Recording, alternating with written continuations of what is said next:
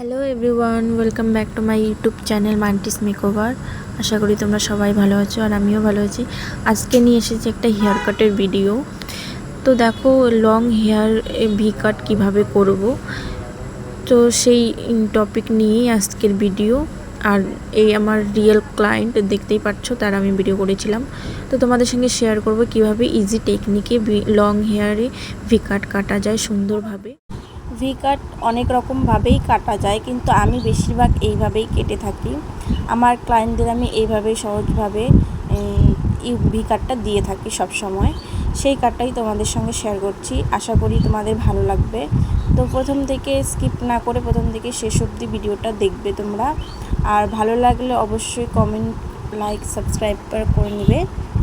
আর all নোটিফিকেশনে click করে bell আইকনটা প্রেস করে নেবে।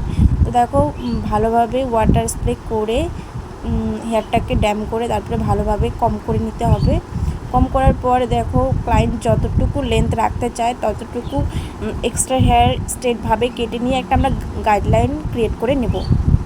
দেখতেই পেলে তোমরা, গাইডলাইন ক্রিয়েট হয়ে গেছে। এরপর কিন্তু আরেকটু ওয়াটার স্প্রে করে নিয়ে ভালোভাবে চুলটাকে পুরা ছড়িয়ে নিয়ে একটু ভালোভাবে যতটুকু দরকার ততটুকু ছড়িয়ে কম করে নেব ভালোভাবে। আর আমরা শোল্ডারের নিচ থেকে একটু একটু করে ভি কাটটা স্টার্ট করে দিব। প্রথমেই আমরা বেশি করে কাটবো না, প্রথমে আমরা সামান্য করেই কাটবো, যেহেতু কাটতে কাটতে ডিজাইনটা দিতে দিতে অনেকটাই চুল কাটা পড়ে যাবে। তো আমরা প্রথমে বেশি চুল কাটবো না, হালকা হালকা করে কেটে কেটে আমরা শেপটা করব। দেখতেই পাচ্ছ তোমরা, আমি কিন্তু শোল্ডারের নিচ থেকেই কেটেছি, আর গাইডলাইনটা কিন্তু কাটিনি। গাইডলাইন কিন্তু আমাদের আছে, যেটা আমাদের হেয়ারের লেন্থটা রেখেছি। আর আমরা কিন্তু বেশি লেন্থটা সরু করব না, কারণ যখন হেয়ারটা বড় হয়ে যাবে না, তখন বেশি বাজে লাগবে দেখতে, চোখা হয়ে যাবে। তো আমি একটু রাউন্ড শেপ, হালকা রাউন্ড শেপ করে নিচ্ছি, যাতে একটু হালকা ইউয়ের মতো লাগে দেখতে। আমি কিন্তু বেশি ডিপ করে কাটিনি, কারণ ক্লায়েন্ট অতটা ছোট করতে চায়নি হেয়ারটা। তো আমি শোল্ডারের নিচ থেকেই দিয়েছি আর শেপ করা স্টার্ট করেছি। এরপর দেখো, ভি শেপটা দেওয়ার জন্য কিন্তু অনেকটা চুল একটু একটু করে কাটা পড়ে, শেপটা দিতে অনেক চুল কাটা পড়ে। তাই আমরা প্রথমেই কিন্তু একবারে বেশি করে চুল কেটে নেব না। তাই প্রথমে আমরা শুধু গাইডলাইন থেকে তারপর আমরা ভি শেপটা দেব। তারপর একটু একটু করে প্রপার ভি শেপটা আনার জন্য একটু একটু করে কেটে কেটে দেখতে হবে যে দুই পাশে ঠিক আছে কিনা এবং ভি শেপটা বোঝা যাচ্ছে কিনা। তো এইভাবেই কিন্তু ইজিভাবে ভি শেপের হেয়ার কাটা যায়।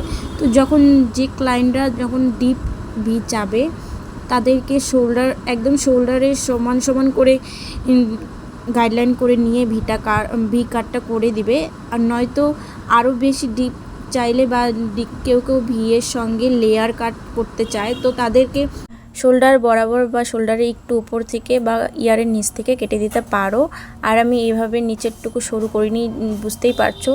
ভি কাটের দু সাইডের হেয়ারগুলো শর্ট এবং নিচের লেন্থটুকু লং হয় এবং হেয়ারগুলো সেই ডিরেকশন অনুযায়ী গ্রোথ হতে থাকে, তাই পরবর্তীকালে কিন্তু হেয়ারটা বাজে লাগে।